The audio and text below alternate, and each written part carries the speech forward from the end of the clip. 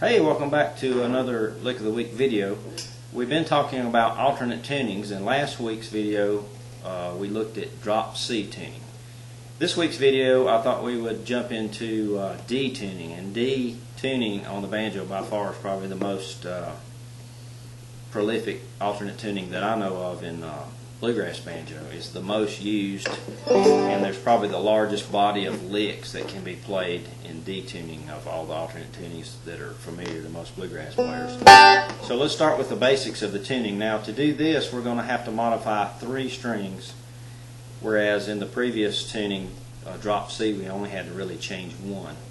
But we are really going to alter the sound of your banjo dramatically with D tuning because 3 strings are lowered, and also maybe 1 string can be raised, but we'll talk about that. But let's look at the strings that we're going to change. From standard G tuning, which is D, G, B, D, and another G, we're going to alter the B string. We're going to lower this string 1 whole step from B down to an A note.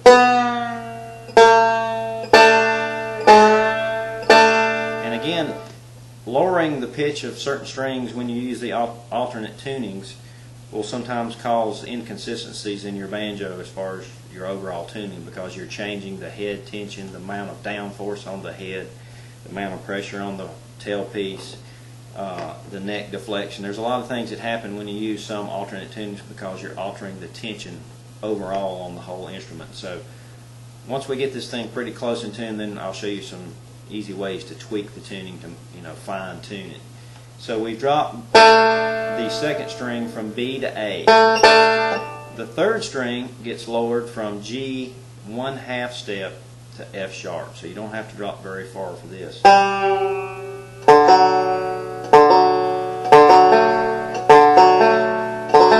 So here is our 4 strings now in D tuning. The 4th string is still where it was before, D. The 3rd string is now dropped down to an F sharp.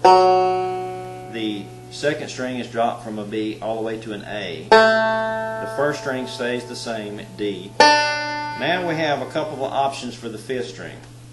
We can either tune the 5th string down to F sharp, or we can go up to an A. I'm going to choose to go up to an A because these strings are kind of old. They've got a lot of gigs on them, and my 5th string on this particular banjo, when the string gets old, doesn't sound good tuned down for some reason. So I'm going to go up. I have capo spikes. You may have one of those sliding capos. It doesn't matter what you have. You want a capo at the 7th fret, which gives you a high octave A note. So now we have a full-fledged open D tuning on the banjo. D, F sharp, A, another D, and another A. Or if you chose to tune that string down, you'd have another F sharp. So D, F sharp, and A is what we call the major triad, or the 3 essential notes that make a D major chord. So your banjo is now tuned to the notes of a D chord, basically. Now, tweaky things. Sometimes tuning 2 strings down will affect the other strings that weren't tuned because of changes in tension that we talked about. Here are some reference tones to help you dial in this tuning. The 4th string at the 4th fret is an F sharp note, and that's a good reference tone to help you tweak the tuning of the open 3rd. So it sounds like the 3rd is a little low. So I'm going to tweak it up, getting close. Pretty good. These are old strings, so I'll do the best I can. Okay, so I'm going to say that that's good. The open 3rd is now in tune with the 4th string 4th fret, which is my F sharp note. Now what about the 2nd string? We've already tuned it down to an A, but we need to check it. Well, the 3rd string is altered, but we can still use it. I'll just have to move to a different location than I normally would. Here is my reference note for the 3rd string, 3rd fret. A, that's an A note now. So the 2nd string open should sound like the 3rd string 3rd fret. And that's pretty close. I'm going to say that's good. So now I have these 4 strings in tune. What about the 5th string? Even though I'm capoed under this spike, or maybe you have one of these, sliding capos, sometimes just the mechanical action of having the string pressed against these metal objects, like the spike or the tuner, the sliding capo, causes it to go slightly out of tune. So let's check it. The first string at 7 is my reference note, and it should give me the same note as the 5th string 7.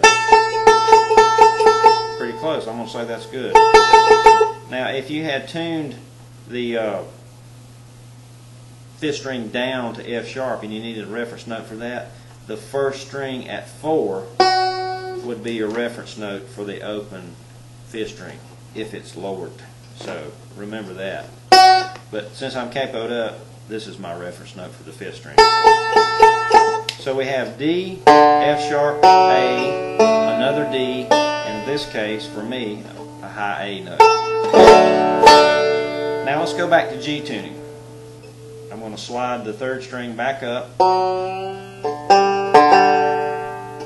back to G. Now the 2nd string is going to go back up to a B from A,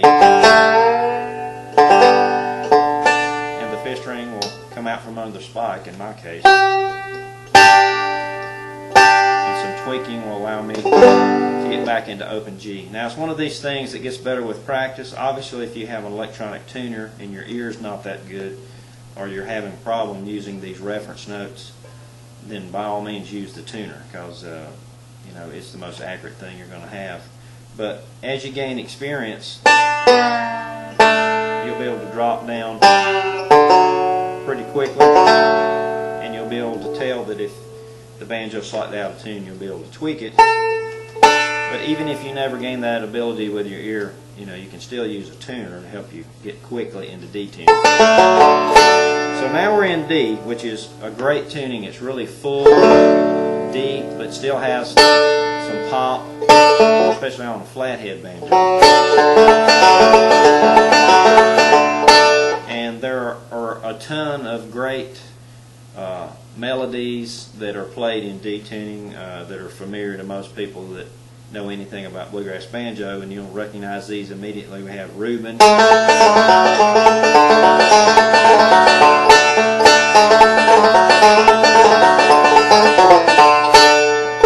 that's famous for D tuning. We have Earl's version of John Henry in D tuning.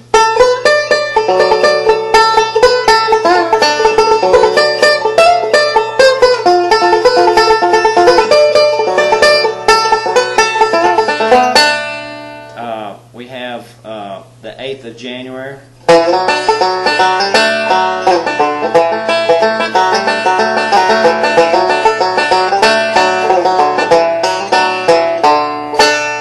Which is great in D tuning. Trying to think of some of the real prevalent songs. We have the Don Stover tune, Rockwood Deer Chase, which is another great D tuning song. We have Don Reno has some great songs in D tuning, which is banjo. What is it? Well, I can't think of the name of it. But, banjo riff. I'm sorry. So there are a ton of great songs in D tuning.